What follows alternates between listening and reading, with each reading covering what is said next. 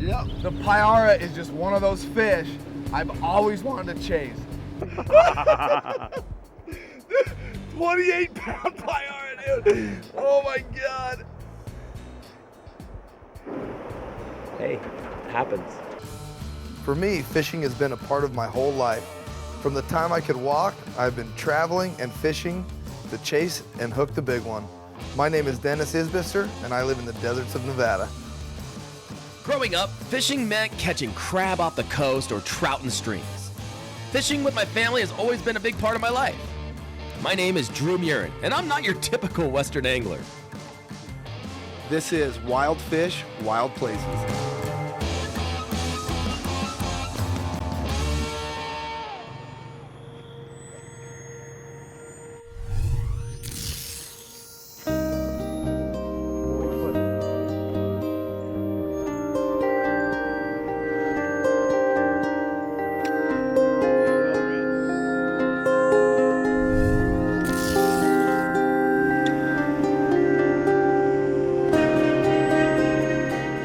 This really intense current kind of coming into this big heavy bend. A lot of energy in this river right here. We got this big back eddy here, and they say the fish kind of stack up in this like sort of distribution between the back eddy and the high current.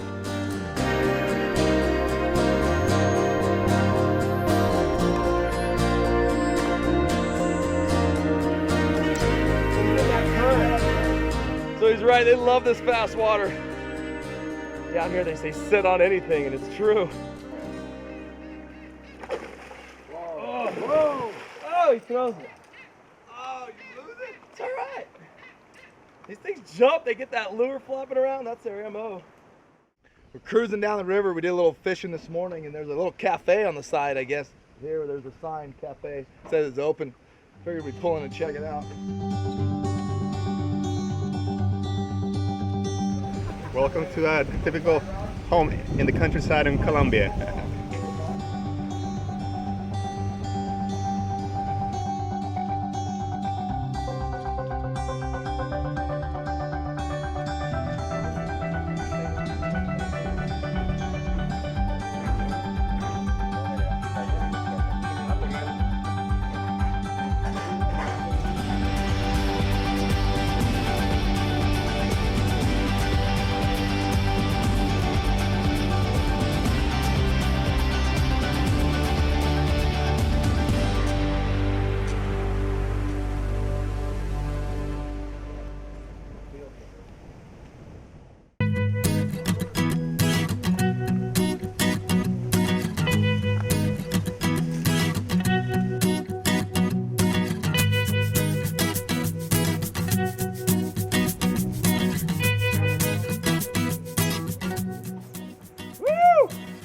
Got it? Come on, baby.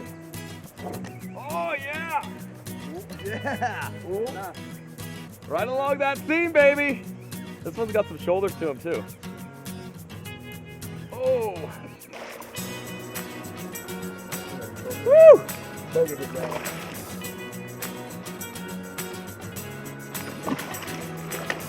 Almost there. We're that close to getting this fish. Yes! My first vampire. Pretty, isn't he? Man, those jaws just look fierce. Let's see if we can get another one.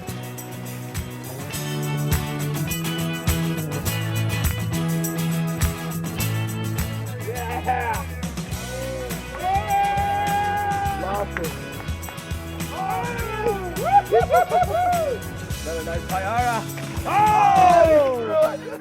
You know, it's worth it when the fish jump this close to the boat and throw the lure at you. More power to him, more power to him.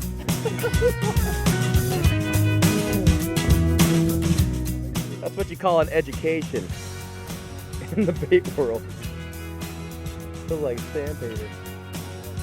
Had a couple Pyara on and lost them both, but you can see evidence there's actually holes in the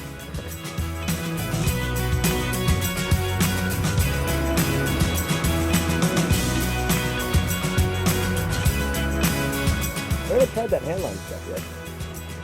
I think Pyara would be the time to try it. Pyara hand fishing. You're not a real man until you handle. You do it once. tell you noodle a payara.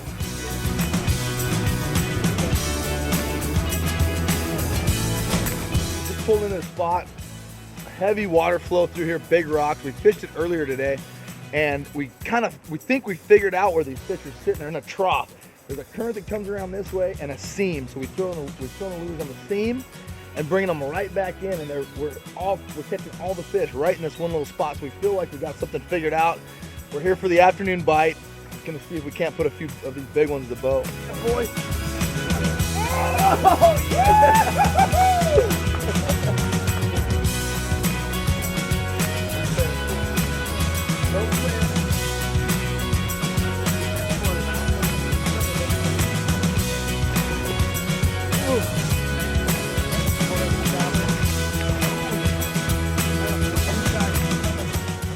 That has to be the fastest payara we ever got in, right?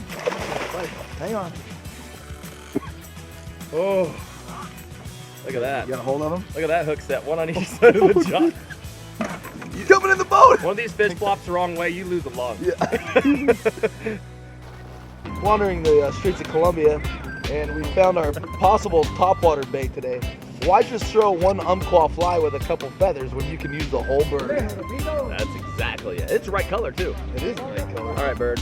It's called sacrifice. Sorry, you're gonna have to take one for the team. Service bear.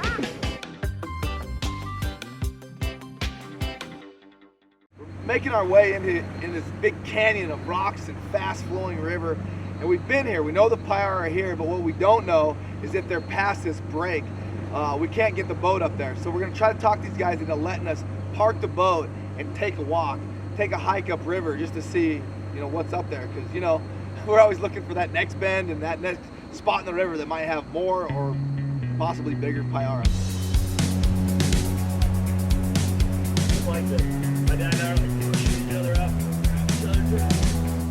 I do love it when my producer says, hey, go downriver just a little farther.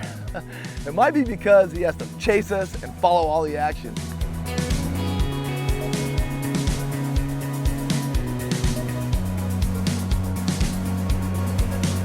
Right in the middle of this river, we got a fish on. He's kind of wrapping us around, so we're trying to keep him out of the fast current, but away from the rock. Yeah, he's around the rock. We're good. Oh, he threw it. He jumped. Thought he threw it. That was tricky. That was like weaving through a maze there. We had the fish wrapped around a rock and in a heavy current. We got him. Another nice payara.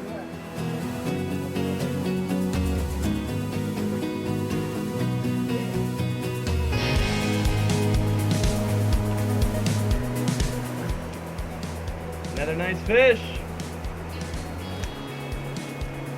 Are you making out with him or what? I almost lost a lung. I seriously almost lost it. See how narrow they are. They're tall, narrow, and built for speed. They're huge. Are you trying to let this thing bite me? He wants to rip my freaking throat out. The big rocks looked like something I fished back home in Susanville, but it was a matter of getting close enough to the water to land one of these monsters.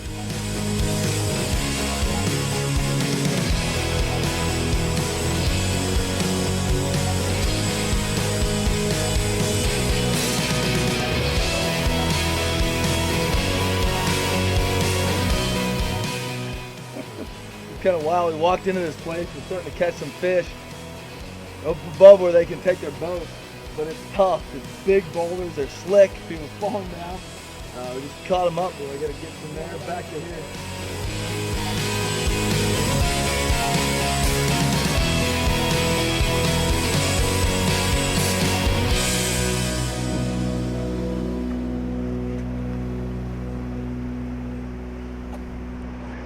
This is your idea.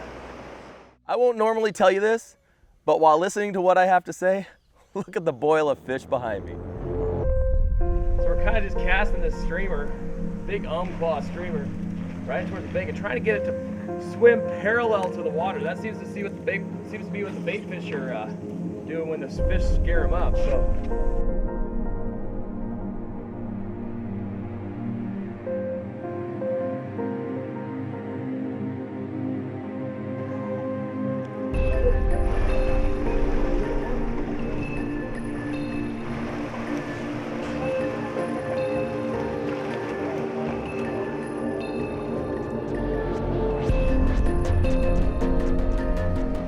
figured out here.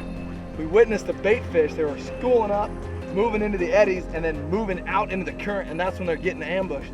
So we started running our baits perpendicular to the current, and it's made all the difference in the world. It's like tenfold. Throwing it straight across and just bringing it right across the current instead of in or with the current, and it's made a ton of difference.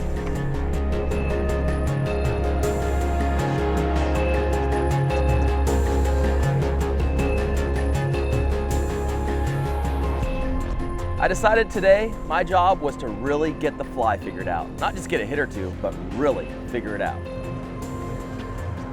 That's a baby Dreu. That's a hefty one. You got this. Oh, the fly, here it comes. Oh no. It's coming up.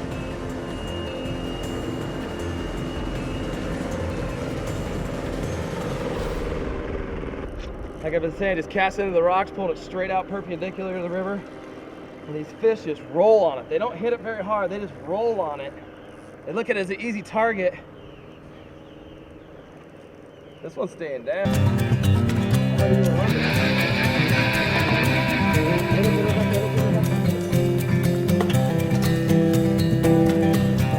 Oh my God. Welcome to this week's episode of Wild Fish, Wild Places.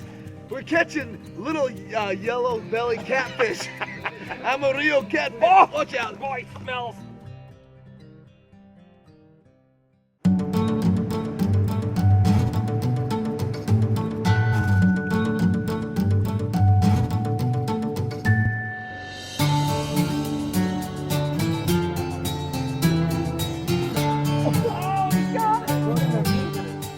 Top water. You heard me say it 1,000 times. If you can get something to hit on top, it just makes it that much better.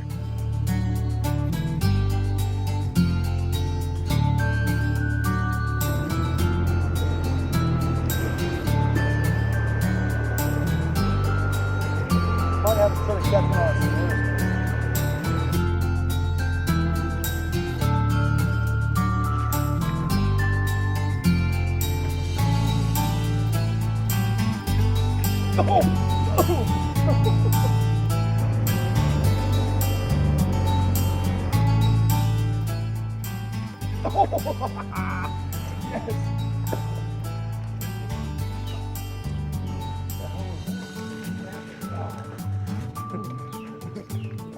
The old timber turbine getting hammered. No matter what presentation you run, to get one of these fish to the boat is a whole other story.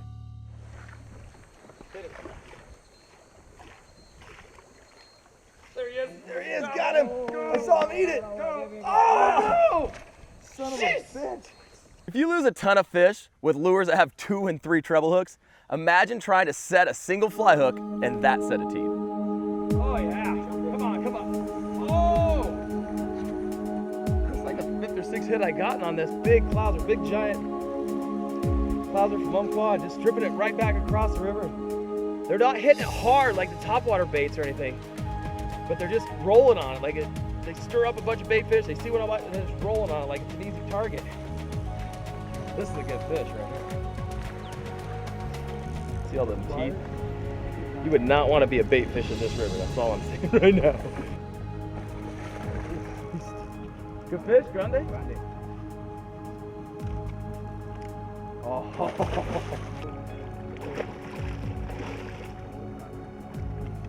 That's a good fish on a fly rod. Yeah, baby. There's no real reason.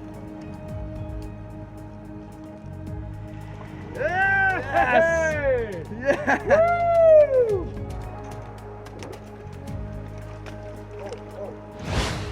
That's 2 fish. That's 2 of these big Payara. That used to be a big clouser minnow.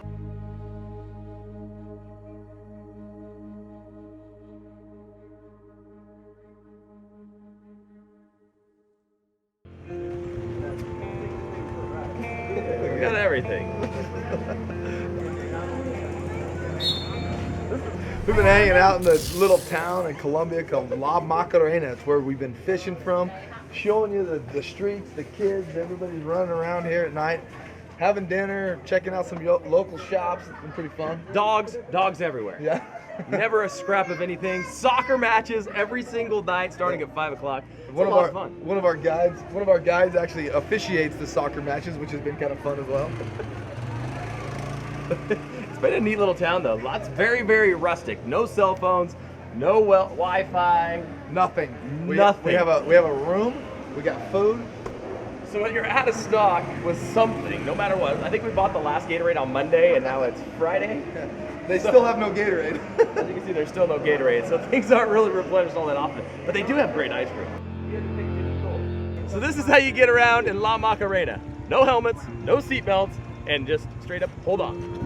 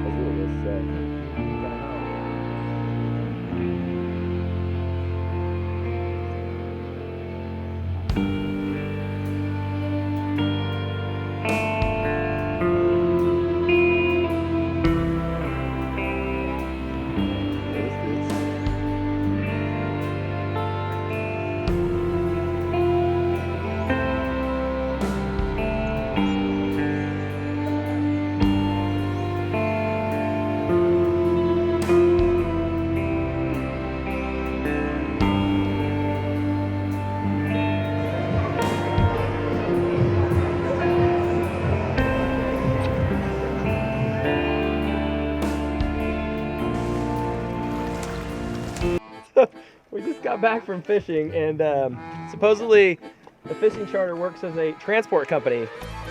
Are you coming with us too? Because that's what we do here. So we have 3 inches of water in the bottom of a wooden canoe. We're taking waters over the side with just 5 people in all of our gear. And we decided it's a good idea to put a motorcycle and 2 extra people in the boat.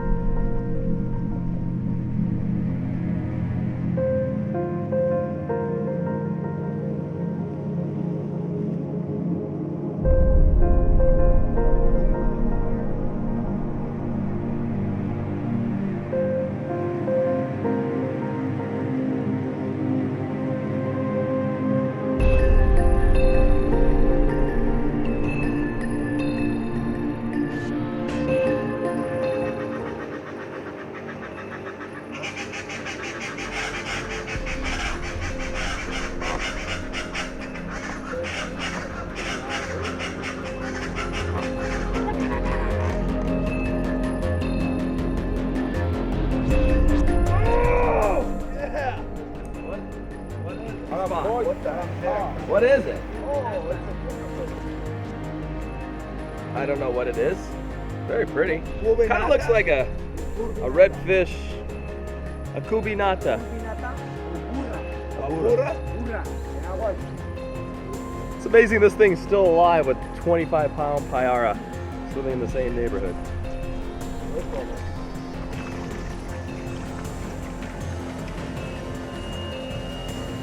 My first ever cubinata. Yeah. Put that on the bucket list. That's taken care of.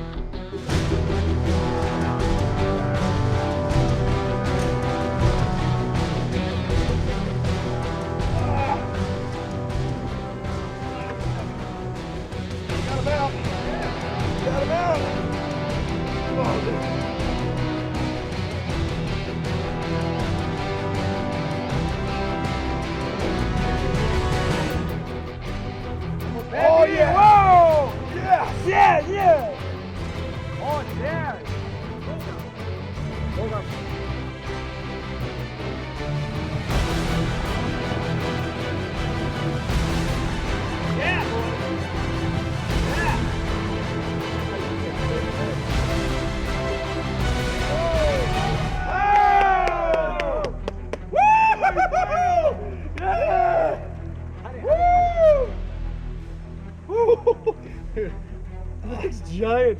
What's it weigh? 24. You hear that? It's kind of like grunting like a cow. We've been hearing these big splashes. Oh, unreal. Now you took me in the rocks. Oh my I didn't God. think you were gonna get them out. I literally have had it in there. I literally had it in there 2 minutes. And he ate it. I felt him eat it. I had a 8/0 trocar hook, and he just sucked it up and he was hooked. Took me to the rocks. I had to bury my rod to try to get him out. I could feel him in there. Just tearing me up. Gorgeous Colombian catfish. Woo! Damn. What a fish! Gordo. Muy gordo. Esta. Cuidado, los chuza. Yeah, Chuza. Unbelievable. It was one of the most unbelievable places with scenery and fish, an opportunity that I've ever seen. It is just unreal.